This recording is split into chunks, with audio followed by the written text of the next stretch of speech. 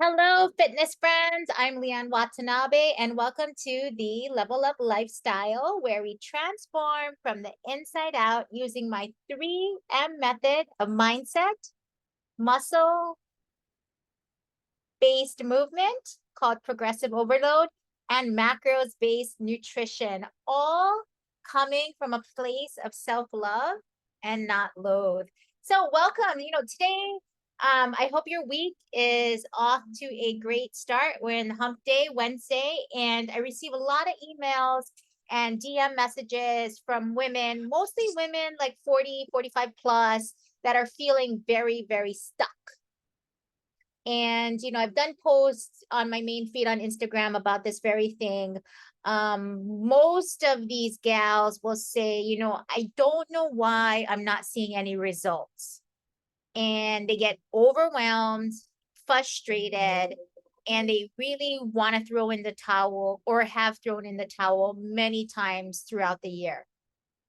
And it always, always, always ends up feeling like they're failing, that they want to give up, they're not disciplined enough, they're not motivated enough. It's always the same messages from all these different gals.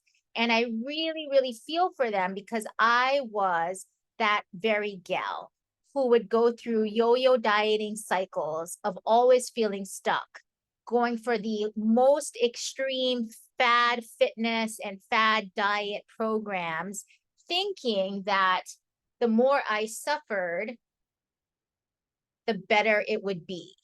It was as though I felt like I deserved to. My body was so resistant that I had to endure very hard, extreme white knuckle tactics in order to get this body image I had in my head.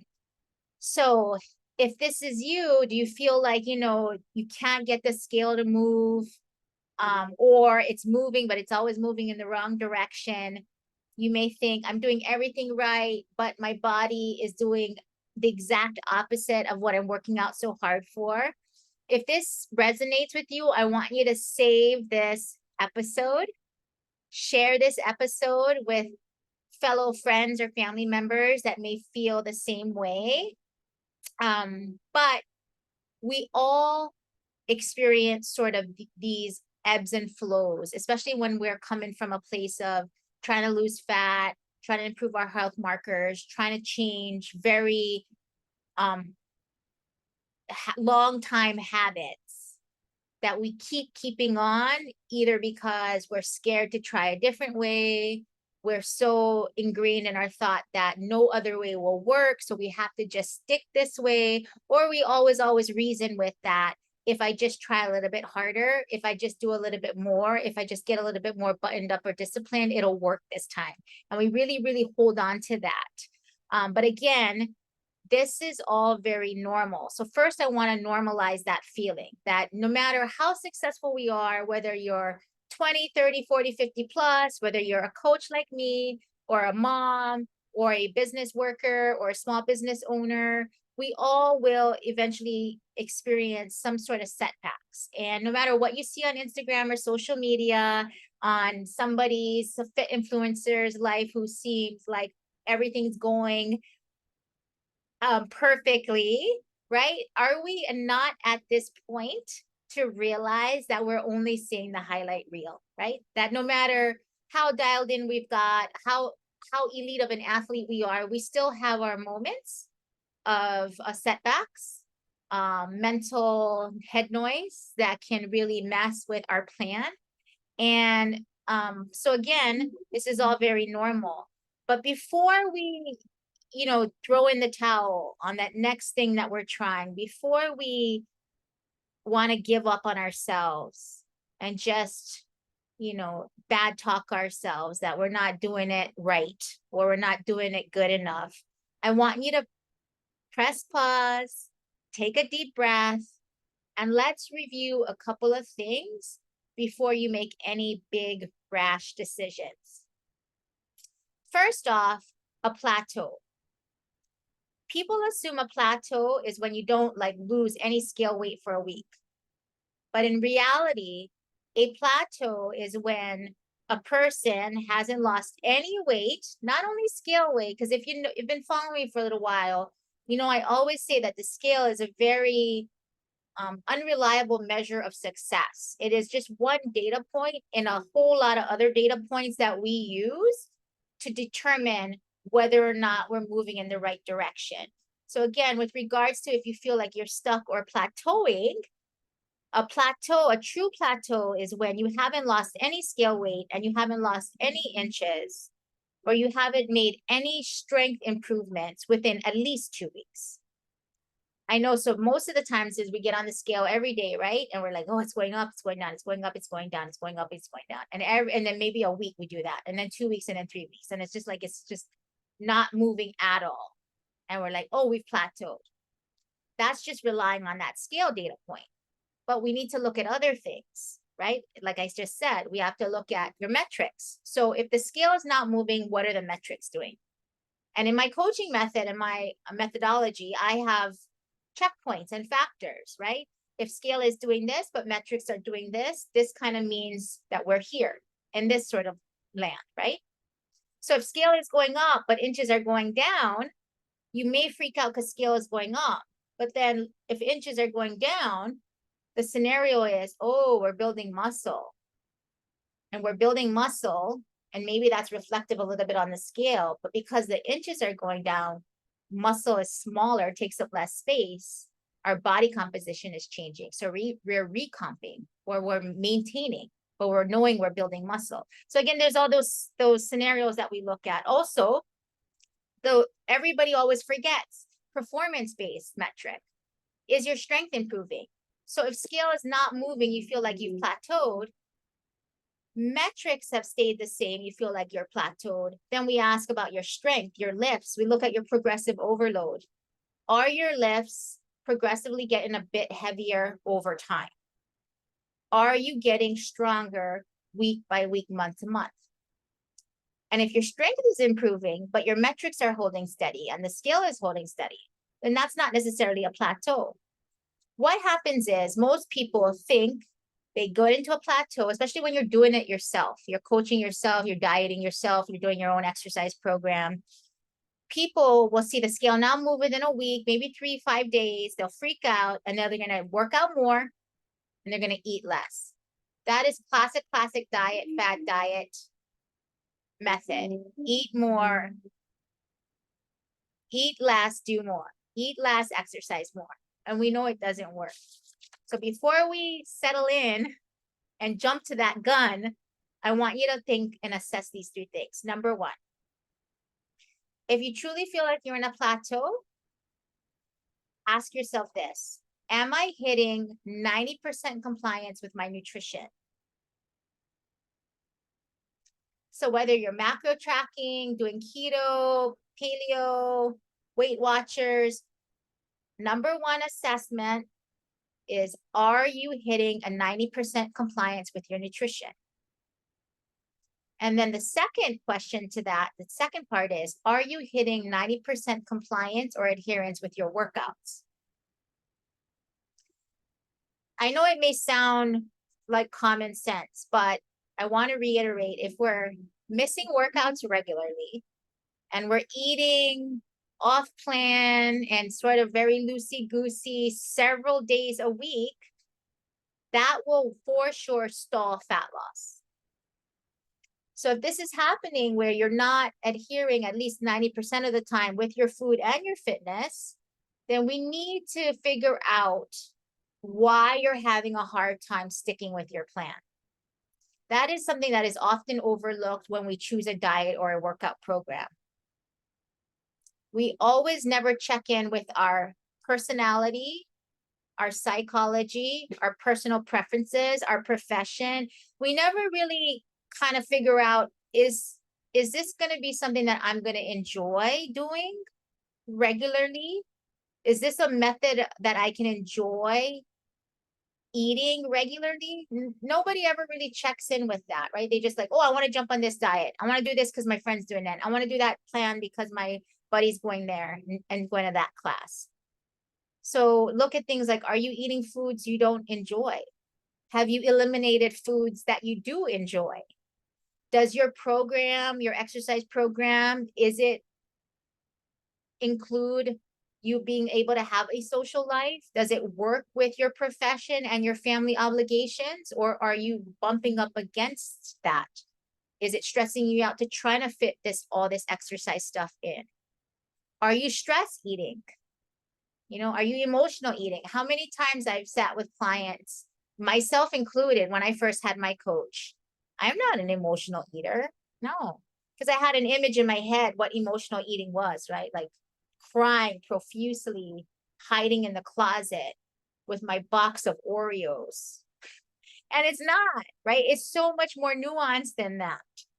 So again, looking at what kind of stresses are going on, and is it negatively affecting food choices? Are you maybe doing a little bit more snacking than you realize due to the stress because you're not addressing the stressors? And then does the environment around you support your goals? Are you set up for success? Does your people closest to you, your family, your spouse, your kids, are they in the know with what you're trying to do? How are they supportive? How are they not supporting? So working through things like this, right? It will, if you can set this plan up where, you have a good environment, you really enjoying eating the food on your diet or plan, you really enjoy the movement. And I'm not saying being freaking excited and big, yeah, rah, rah, I'm going to hit it, I'm going to eat it all the time, every day. No, that's not reality either, right? But when you look at it, you can honestly say, you know what? I really enjoy how the food's on this diet. I really enjoy the exercise to this diet. Because if you enjoy it, that's what you're going to stick to. And that's what's going to lead to this 90% compliance that you need in order to elicit body composition change. The second thing I want you to assess before throwing in the towel, because maybe you think you've hit a plateau. Where are you in terms of hormonal balance? What is your age bracket and what stage of life are you in? Was going from perimenopause, now I'm going into menopause, which will eventually go to postmenopause. I think the biggest misconception is women think that once they hit menopause or they're way post-menopause, that they no longer have any hormonal shifts. Like maybe all the hormones just stay the same because they've hit menopause. That is a big misconception. A woman's hormones will constantly shift and ebb and flow until the day we leave this earth. So even if you're in postmenopause, I don't want you to think that you don't have a hormonal imbalance, because this could be the very reason why either your energy is affected, your sleep's affected, your mood, but most importantly, like fat loss, body composition. Hormonal imbalance is a very, very big trigger that will slow down fat and weight loss. And again, so addressing the issues from a hormonal aspect is kind of like the secret. I am not a hormonal expert. I have a lot of professionals I use locally that I will refer my locally based clients out to here in Honolulu. A functional medicine doctor. I have a naturopathic doctor. I have a primary care physician that is very open-minded about marrying Western and Eastern medical protocol. I also use a great physical therapist and a great body worker who does a blend of muscle testing and chiropractic care. I know what my wheelhouse is. And so if hormonal imbalance is something you're dealing with, I would urge you to find an expert in your area. Ask, word of mouth is best, I feel. Ask friends or family members, coworkers, go to Yelp, check out the reviews, do a web search. We're so blessed and sometimes cursed, right? With the World Wide Web, we have all this access to information. So if you live in an area where you do have great, insurance or medical care, I would say seek out someone who specializes in working with hormonal balance and securing their opinion on just getting the lay of the land. I was very proactive when I miscarried twin boys in 2018 in terms of wanting to know. I went down a rabbit hole of wanting to know why this happened, which led me down a host of every single hormonal test, functional test, saliva, pee, poop, blood, to see, because I really believe something was wrong with me. And I was just amazed by how complex our hormone panel is as females, and how much more hormones we have than what we think we have as just a general lay person like me who goes to my OB like once a year for a checkup, right? I'm thinking, oh, we have cortisol, estrogen, progesterone, and there's this thing called TSH, and those are the ones. But we have hundreds of hormones, gang. So again, the number 2 thing I want you to assess is look at your hormonal balance or imbalance. If you have any kind of mysterious symptoms coming up that you can't seem to rhyme or reason or explain in your head, because again, achieving optimal hormonal balance will help get your weight loss efforts back on sort of track. The last thing you want to do is spend all this effort and energy doing all the right things with hormonal imbalance, and then you're always bumping up against this imbalance that really your hands are sort of tied. So again, checking that out. And then the last thing I want you to assess before throwing in a towel, if you think you're in a plateau, is again, more often underrated thing that is becoming more popular now as more people are talking about it. Can you guess? Can you guess? Can you guess what I'm gonna say? It is sleep. Are you sleeping 7 to 8 hours every night? Harder said than done, right? I have people and friends that have insomnia. As I go through perimenopause to menopause, my sleep has gotten very iffy. I've always been a light sleeper. I have, dark blackout curtains. I wear an eye patch. I wear earphones. I try to do the noise machine.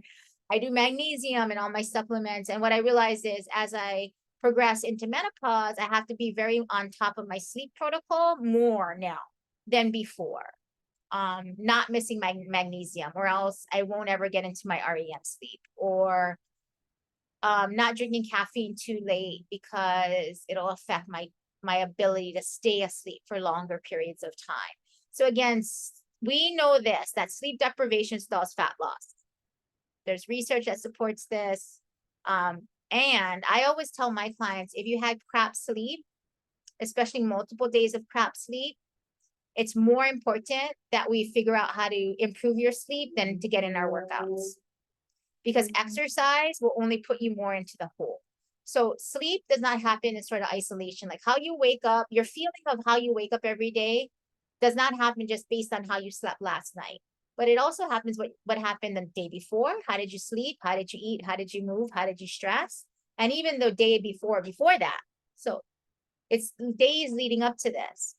So when it comes to your overall health, if you're not sleeping great, I would first try to figure out, okay, let me figure out how I can improve my sleep first, and then I will tackle fat loss down the road. What does improving sleep look like? Maybe you need to try and make a hard rule about hitting the sack at a certain time. Maybe for you, it's turning off gadgets at a certain time, or not drinking caffeine at a certain time, or not eating food at a certain time. We're also vastly and uniquely different, that we all have different triggers that affect our sleep. So you have to figure out what are your triggers. It could be, that again, hormonal imbalance could be affecting your sleep. Whatever, I have found that magnesium, taking powdered magnesium, which was a recommendation from my functional medicine doctor, that has helped. I also was able to rule out my cortisol patterns through a saliva and pee test, just to rule out, to make sure that cortisol wasn't peaking at night when it should actually be lowering at night, so that you could have an easier time going to sleep. So many things affect this, right? I'm a late eater and I'm a late exerciser, because I sometimes have to lift after work when my husband gets off so we're at the gym maybe at like 6:00 p.m., 6:15 p.m. And I'm there anywhere from 6 to 8, meaning I'm eating dinner at 8:30, 9, my last meal at 9:30, 10. I am proof too that it is a myth that if you eat late, you'll gain weight. It's not the time you eat, it's the overall caloric intake of what you're eating that leads to weight gain. So no matter if you're eating at midnight or you're eating at 6 p.m., if at the end of the day you're eating more than you're burning and you make that a habit, that's going to lead to weight gain. Of course, that doesn't take into consideration our unique quirks, right? Like some people just can't handle eating late at night because it does really affect their sleep or their digestion. So again, it's figuring out the patterns that you feel are impactful for you, and then considering creating a framework around that. So again, if you feel like you're hitting a plateau, to recap, a true plateau is when you haven't had a change in the scale, metrics, or your strength for 2 full weeks.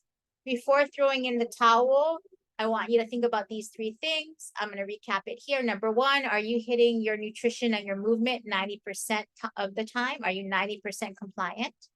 Number 2, are you suffering or experiencing from hormonal imbalance, or are you going through menopause?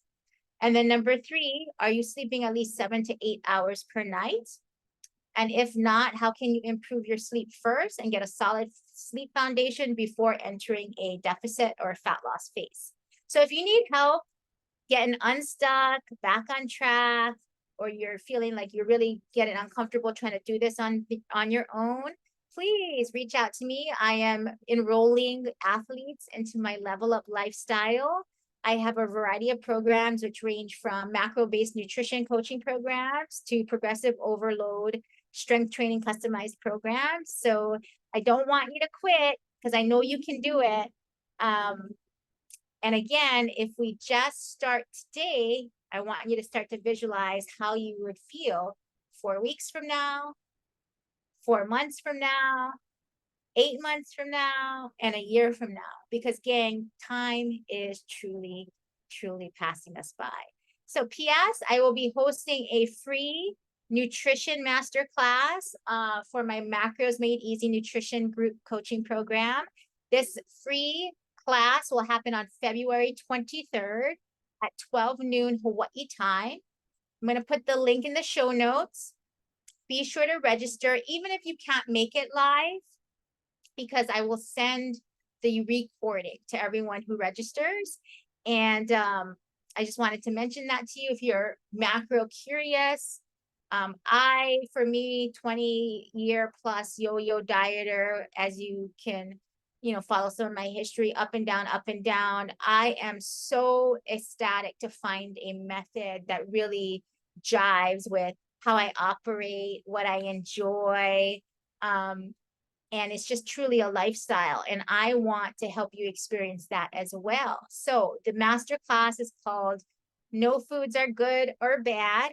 And I'm going to just talk to you about macro tracking, why I feel macros is superior, a little fast start to get you started on macro tracking, if that's something that you want to try out and dabble in. And again, look, I know this to be true. Macros is not for everybody. But if your goal is to ultimately lose fat and body recomp, change the shape of your body, you're going to have to restrict something. So no matter what diet or exercise program you choose to restrict stuff so that you can lose weight or lose fat, make sure it's the method that feels the least restrictive to you. If you have any questions, I would love for you to leave me a comment. Please, if you like this podcast and you'd like to hear more, please leave me a comment below, help us share. And if you have any topics that you would like to cover in the future, just send me an email or shoot me a comment in below. And I'm excited because I'm going to have a guest speaker coming up in the next week. And she's had an amazing transformation herself. And I can't wait till you meet her. Have a great rest of your weekend. Aloha.